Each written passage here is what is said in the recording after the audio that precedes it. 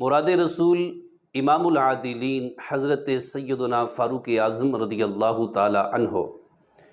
آپ 33 سال کی عمر میں مکۃ المکرمہ میں اسلام لائے۔ آپ نے جب اسلام قبول کیا تو اس سے مسلمانوں کو اور اسلام کو بہت عزت ملی۔ ان کی عزت ان کے اسلام لانے کا جو وقار تھا اس کا اندازہ آپ اس بات سے لگا لیجئے، ابو جہل جیسے بدبخت انسان نے کہا کہ یہ عمر صرف اکیلا اسلام اس نے قبول نہیں کیا بلکہ سمجھ لیجئے آدھی قوم نے اسلام قبول کر لیا ہے۔ خلیفۃ المسلمین حضرت سیدنا فاروق اعظم رضی اللہ تعالی عنہ، آپ کو اللہ نے بہت جرأت، بہادری، رعب اور دبدبہ عطا فرمایا تھا۔ آپ بے مثال گھڑ سوار تھے، کمال قسم کے پہلوان تھے اور شاندار خطیب تھے، اور اسی کے ساتھ ساتھ آپ منافقوں کے لیے انتہائی اللہ کی لٹکتی ہوئی تلوار تھے۔ حضرت سیدنا فاروق اعظم رضی اللہ تعالیٰ عنہ کی شان اور عظمت کا اندازہ آپ اس بات سے لگا لیجئے کہ باقی صحابہ سرکار کے مرید ہیں، اور یہ مرید بھی ہیں اور مراد مصطفیٰ بھی ہیں۔ ان کو سرکار نے دعا کے ذریعے رب سے مانگا ہے۔ سرکار نے دعا کی، اللہ حضرت فاروق اعظم یعنی عمر بن خطاب کے ذریعے اسلام کو عزت عطا فرما، تو اللہ عز و جل نے سرکار دو عالم صلی اللہ علیہ وسلم کی اس دعائے پاک کی بدولت اللہ عز و جل نے حضرت عمر کو اسلام کی دولت سے مالا مال فرمایا۔ آپ سرکار صلی اللہ علیہ وسلم کے ساتھ مدینہ طیبہ میں حضور کی خدمت میں رہے، اور سرکار کے وصال پاک کے بعد 2.5 سال تک سیدنا صدیق اکبر رضی اللہ تعالی عنہ ان کے ساتھ رہے، ان کے مشیر رہے، اور اس کے بعد 10 سال تک آپ نے خلافت کی، اور اس کے بعد آپ نے جام شہادت نوش کیا، اور آپ گنبد خضرا کے اندر نبی اکرم صلی اللہ علیہ وسلم کی قبر اطہر کے ساتھ دفن ہیں، اور روز محشر حضور کے ساتھ قبر سے اٹھیں گے۔ حضور نے ارشاد فرمایا، میں اس حال میں اپنی قبر سے روز محشر باہر آؤں گا، میرے دائیں ہاتھ میں حضرت سیدنا صدیق اکبر رضی اللہ تعالی عنہ کا ہاتھ ہوگا، اور بائیں ہاتھ میں حضرت سیدنا عمر فاروق اعظم رضی اللہ تعالی عنہ کا ہاتھ ہوگا۔ احباب، ان کی شان اور عظمت کا اندازہ اس بات سے بھی لگا لیجئے کہ سرکار صلی اللہ علیہ وسلم کو جبریل امین نے عرض کیا، یا رسول اللہ،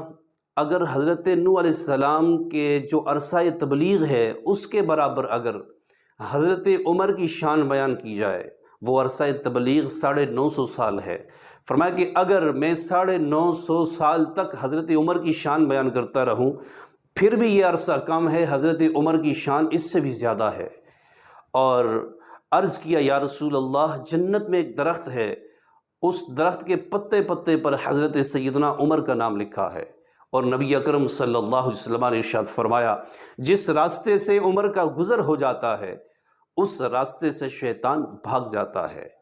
اور آپ نے ایسا کمال کا وہ انصاف کا نظام قائم کیا کہ غیر مسلم یہود و نصارہ بھی یہ کہنے پہ مجبور ہو گئے، اگر مسلمانوں کو ایک عمر اور مل جاتا پوری دنیا کے اندر مسلمان نظر آتے۔ آپ کا جو انصاف کا جو ایک پیغام تھا پوری دنیا میں پہنچا۔ اس کی ایک مثال آپ یوں سمجھ لیجئے کہ حضرت سرکار سیدنا عباس رضی اللہ تعالیٰ عنہ، یہ نبی اکرم صلی اللہ علیہ وسلم کے چچا ہیں، آپ کا گھر جو موجودہ باب السلام ہے اس کے دائیں جانب تھا، اور سیدنا صدیق اکبر رضی اللہ تعالیٰ عنہ، پھر ان کے بعد حضرت فاروق اعظم رضی اللہ تعالیٰ عنہ، آپ جب خلیفہ بنے تو اس وقت آپ نے سیدنا عباس رضی اللہ تعالیٰ عنہ کو یہ کہا کہ آپ اپنا گھر مجھے بیچ دیجئے یا پھر مجھے تحفہ دیجئے، تاکہ میں اس مسجد کو وسیع کروں گا، اسے مسجد کے اندر شامل کر دوں گا۔ آپ نے کہا، میں ایسا نہیں کر سکتا، اپنا گھر نہیں دے سکتا۔ تو یہ دونوں لوگ اپنا یہ مقدمہ لے کر حضرت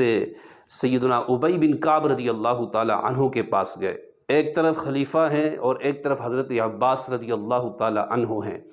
دونوں نے کہا، حضرت ابی بن کعب نے فرمایا،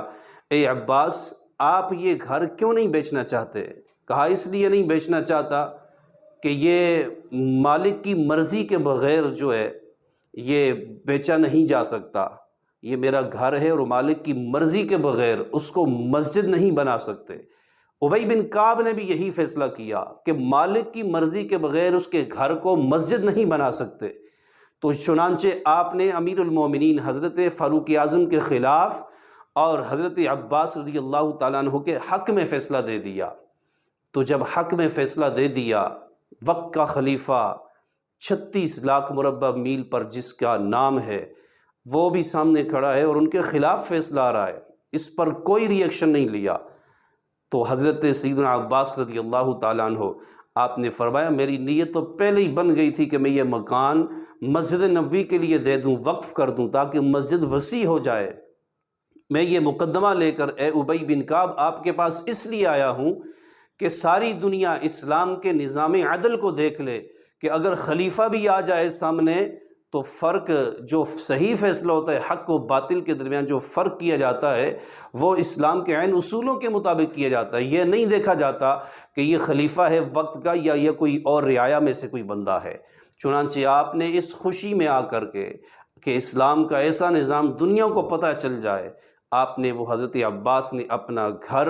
وہ مسجد نبوی کے لیے آپ نے دے دیا۔ تو احباب دیکھ لیجئے، یہ ہیں حضرت سیدنا فاروق اعظم رضی اللہ تعالیٰ عنہ، ایک صحابی رسول آپ کی جاسوسی کے لیے آپ کے پیچھے پیچھے رات کے آدھی رات سے بھی زیادہ وقت گزر چکا تھا۔ رات کے وقت اس نے دیکھا کہ میں دیکھوں یہ حضرت عمر روزانہ جاتے کہاں ہیں، تو آپ کو جب دیکھا گیا تو آپ ایک گھر میں داخل ہوئے، تھوڑی دیر کے بعد اس گھر سے باہر نکلے، تو جب گھر سے باہر نکلے تو یہ بندہ گھر میں داخل ہوئے، یہ صحابی رسول گھر میں داخل ہوئے تو دیکھا کہ حضرت سیدنا فاروق اعظم رضی اللہ تعالیٰ عنہ گھر سے جا چکے ہیں اور وہاں پر ایک اپاہج خاتون بیٹھی ہوئی ہے جو نابینی ہے اور اس کے ساتھ ساتھ چلنے سے بھی معذور ہے۔ تو حضرت سرکار صلی اللہ علیہ وسلم کے پیارے غلام یہ صحابی انہوں نے پوچھا کہ یہ جو عمر آئے تھے یہ کیوں آئے تھے؟ کہا کہ یہ خلیفۃ المسلمین عمر ہے، یہ روزانہ میرے گھر میں آتا ہے اور گھر کا پانی وغیرہ بھر کے جاتا ہے، کھانا تیار کر کے جاتا ہے اور اپنی کمر پہ کھانے پینے کی چیزیں لاد کے لے آتا ہے اور اس کے ساتھ ساتھ میرے کپڑے وغیرہ دھو کے چلا جاتا ہے۔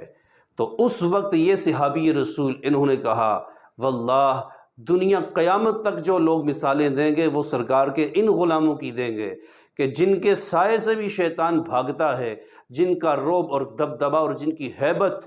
ہر سو نظر آتی ہے، وہ کس طرح یتیموں، غریبوں، مسکینوں اور اپاہج لوگوں کی مدد کرتے ہیں، اور ذرہ برابر دل میں خیال نہیں آتا کہ میں کوئی وقت کا خلیفہ ہوں۔ اس طرح ریاست مدینہ بنتی ہے اور پوری دنیا کے مسلمانوں کو یہ میسج اور یہود و نصارہ تک بھی یہ میسج کہ خلیفہ حقیقت میں وہ رعایا کا غلام ہوتا ہے۔ اور یہی وجہ ہے ایک موقع پر آپ نے دیکھا کہ ایک بکری اس کی ٹانگ میں کچھ زخم بن گیا، آپ نے رونا شروع کر دیا۔ کسی نے پوچھا حضرت کیوں رو رہے ہیں؟ کہا یہ ایک پل سے گزر رہی تھی اور پل پر تھوڑی سی جگہ خراب تھی، جہاں یہ گری اور اس کی ٹانگ زخمی ہو گئی، کہیں روز محشر اللہ مجھ سے پوچھ لے کہ اے عمر تو نے پل کیوں صحیح تعمیر نہیں کروایا کہ یہاں سے بکریاں گزر رہی تھیں اور یہ بکری زخمی ہو گئی۔ اور فرمایا کہ نہر فرات کے کنارے اگر کوئی کتا بھی پیاسا مر گیا تو عمر کو اس کے بارے میں بھی جواب دینا پڑے گا۔